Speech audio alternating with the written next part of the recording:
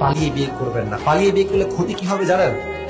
আব্বা আম্মার দোয়া তো নাই, আপনি আগেই ফেল করলেন। 2 নাম্বার, পালিয়ে বিয়ে করলে কি হয়? বিপদে পড়তে পারেন না। হ্যাঁ, বিপদে পড়তে পারেন না। আপনি একটা বাড়িতে উঠেছেন পালিয়ে গিয়ে, কারণ আপনার চাকরি নাই, ভাড়া দিবেন কই থেকে? 3 বেলা খাইতে হবে তো। এখন বিপদে পড়েছিলে, কি করবে? আব্বা আব্বা টাকা পাঠাও, আব্বা বিপদে পড়ে গেছি। বা বলবে যা আরো বিয়ে কর, আরো বিয়ে কর যা। ঠিক কিনা বলেন জীবন ভাড়া? এখন বাপ মায়ের সাপোর্টটা তুমি পাবা না। এখন তুমি কি করবা? আব্বা আম্মার পারমিশন নিয়ে, দোয়া নিয়ে বিয়ে করো।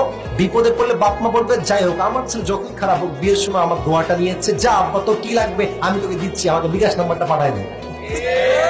আব্বা আমার দোয়াও থাকবে, সাপোর্টও থাকবে। 3, পালিয়ে বিয়ে করলে সবচেয়ে বড় প্রবলেম হচ্ছে, ভাই মেয়ে মানুষের কিন্তু আবেগ একটু বেশি, রাগ করবেন না। হ্যাঁ, বলবে যে তোমাকে বিয়ে করে আমার জীবনটাই